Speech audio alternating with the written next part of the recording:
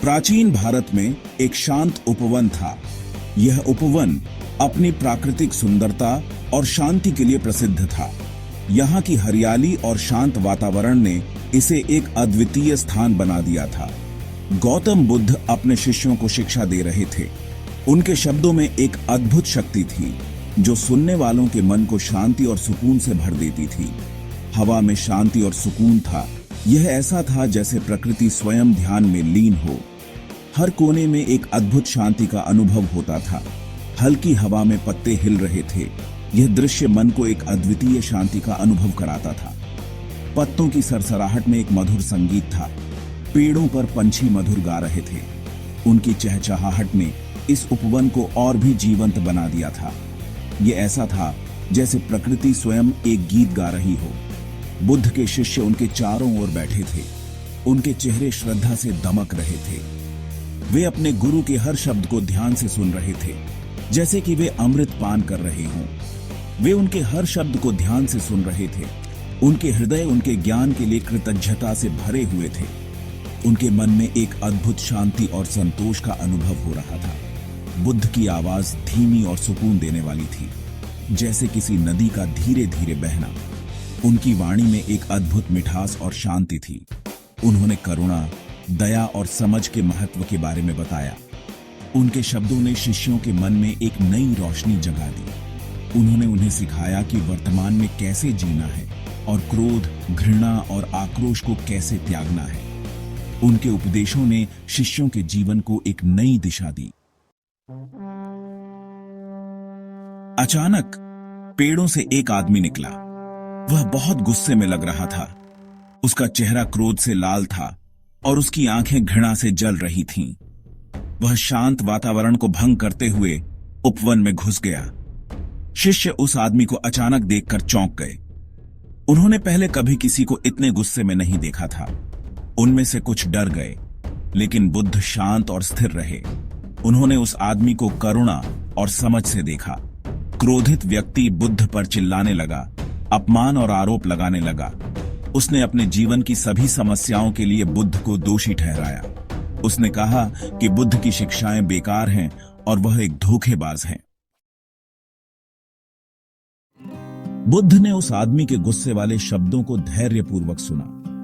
उन्होंने उसे रोका नहीं या अपना बचाव नहीं किया।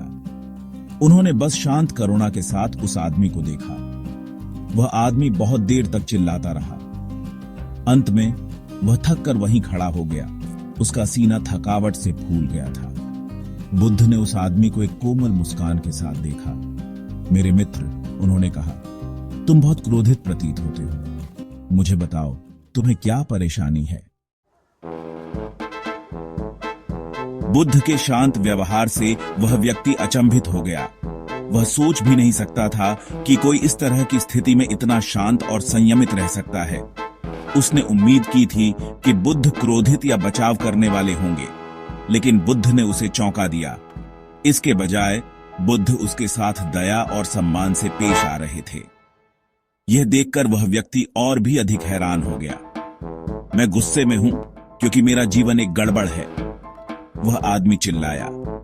उसकी आवाज में दर्द और निराशा साफ झलक रही थी। मैंने अपनी नौकरी खो दी है और अब मुझे नहीं पता कि मैं अपने परिवार का पालन पोषण कैसे करूंगा। मेरी पत्नी मुझे छोड़कर चली गई है और मैं अकेला महसूस कर रहा हूं, और मेरे बच्चे मेरा सम्मान नहीं करते हैं। वे मेरी बात नहीं सुनते और मुझे अनदेखा करते हैं। ये सब तुम्हारी गलती है। उसने बुद्ध पर आरोप लगाया, मानो वह अपने दुख का कारण ढूंढ रहा हो। बुद्ध ने समझदारी से सिर हिलाया। उनकी आंखों में करुणा और समझदारी थी। मैं समझता हूं कि आप एक कठिन समय से गुजर रहे हैं, उन्होंने कहा। आपकी पीड़ा वास्तविक है और मैं इसे महसूस कर सकता हूं, लेकिन मुझे बताओ, अगर तुम मुझे कोई उपहार दो और मैंने उसे स्वीकार करने से इनकार कर दिया, तो वह उपहार किसका होगा?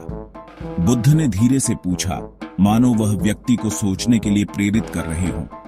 वह व्यक्ति कुछ क्षणों के लिए चुप हो गया और फिर धीरे धीरे समझने लगा कि बुद्ध क्या कहना चाह रहे थे। यह एक महत्वपूर्ण मोड़ था। बुद्ध के प्रश्न से भ्रमित होकर वह व्यक्ति मुंह फेरने लगा। वह समझ नहीं पा रहा था कि बुद्ध का क्या मतलब है। उसके मन में कई सवाल उठ रहे थे, लेकिन वह उन्हें शब्दों में नहीं ढाल पा रहा था। उसकी उलझन उसके चेहरे पर साफ झलक रही थी। यह अभी भी मेरा होगा, जाहिर है, उसने जवाब दिया। उसकी आवाज में आत्मविश्वास था, लेकिन उसके शब्दों में एक तरह की हिचकिचाहट भी थी। वह जानता था कि वह सही है, लेकिन फिर भी उसे कुछ कमी महसूस हो रही थी। अगर आप इसे स्वीकार नहीं करते हैं तो भी यह मेरा है। उसने अपनी बात को और स्पष्ट करने की कोशिश की। वह चाहता था कि बुद्ध उसकी बात को समझें और स्वीकार करें, लेकिन बुद्ध की मुस्कान ने उसे और भी उलझन में डाल दिया। ठीक ऐसा ही है, बुद्ध ने कहा। बुद्ध की मुस्कान में एक गहरी समझ और करुणा थी। उन्होंने धीरे से सिर हिलाया और कहा, तुम्हारी बात सही है, लेकिन इसमें एक और पहलू भी है, और तुम्हारे क्रोध के साथ भी ऐसा ही है। बुद्ध ने अपनी बात को और स्पष्ट किया। उन्होंने कहा, क्रोध भी एक वस्तु की तरह है। अगर तुम इसे मुझे देना चाहते हो तो यह तुम्हारा है, लेकिन अगर मैं इसे स्वीकार नहीं करता तो यह तुम्हारे पास ही रहेगा। आप इसे मुझे दे सकती हैं, लेकिन अगर मैं इसे स्वीकार नहीं करता तो यह आपके पास ही रहता है। बुद्ध की यह बात सुनकर वह व्यक्ति और भी सोच में पड़ गया। उसने कभी इस दृष्टिकोण से क्रोध के बारे में नहीं सोचा था। वह आदमी आश्चर्य से बुद्ध को घूरता रहा।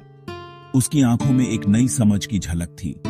वह समझने लगा था कि क्रोध को पकड़कर रखने से केवल उसे ही नुकसान होगा। उसने पहले कभी क्रोध के बारे में इस तरह नहीं सोचा था। वह सोच में डूब गया और बुद्ध की बातों को अपने मन में दोहराने लगा। उसे महसूस हुआ कि क्रोध को छोड़ना ही सही रास्ता है। बुद्ध ने आगे कहा, मेरे मित्र, तुम्हारा क्रोध एक गर्म कोयले की तरह है। अगर तुम इसे पकड़े रहोगे तो यह तुम्हें ही जलाएगा। बुद्ध की यह बात सुनकर वह व्यक्ति और भी गहराई से सोचने लगा। अगर आप इसे पकड़े रहेंगे तो आप खुद को ही जलाएंगे।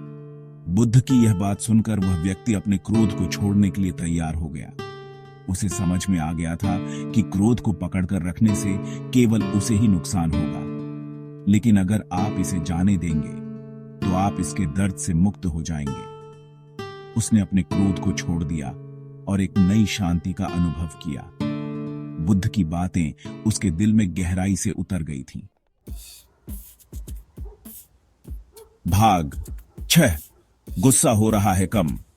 उस व्यक्ति का क्रोध कम होने लगा क्योंकि उसने बुद्ध के शब्दों को सुना। उसने महसूस किया कि बुद्ध सही कह रहे थे। उसका क्रोध केवल उसे ही नुकसान पहुंचा रहा था। बुद्ध के शब्द उसकी घायल आत्मा पर एक सुखदायक बाम की तरह थे। उसने अपने ऊपर शांति की अनुभूति की, एक ऐसी शांति जो उसने बहुत दिनों से महसूस नहीं की थी। उसने नए सम्मान के साथ बुद्ध की ओर देखा। उसने देखा कि बुद्ध उसका दुश्मन नहीं, बल्कि एक बुद्धिमान और दयालु शिक्षक था जो उसकी मदद करना चाहता था। भाग 7। माफी मांगना। वह व्यक्ति बुद्ध के सामने घुटनों के बल गिर पड़ा।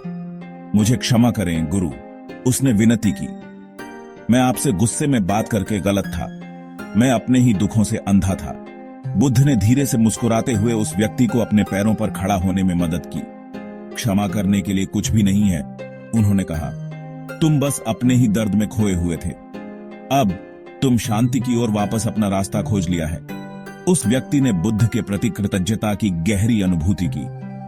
उसने महसूस किया कि बुद्ध ने उसे सबसे बड़ा उपहार दिया था, अपने ही क्रोध से मुक्ति का उपहार। भाग 8। धैर्य की शक्ति। शिष्य उस घटनाक्रम को देख रहे थे।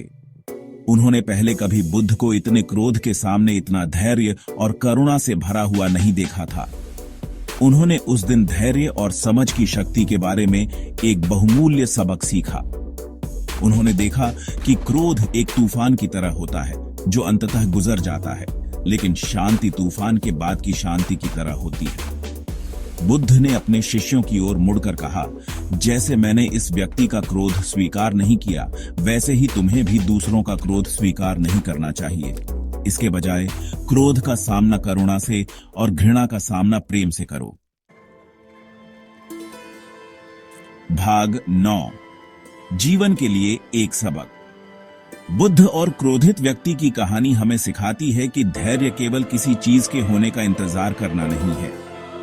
यह इस बारे में है कि हम प्रतीक्षा करते समय कैसे कार्य करते हैं। ये क्रोध का सामना शांति से, घृणा का सामना प्रेम से और पीड़ा का सामना करुणा से करने का चुनाव करने के बारे में है। जब हम ऐसा करते हैं तो हम न केवल दूसरों की मदद करते हैं, बल्कि खुद के भीतर भी शांति पाते हैं। याद रखें, समय सबका आता है। शांत रहना सीखो और तुम अपनी शांति पा लोगे।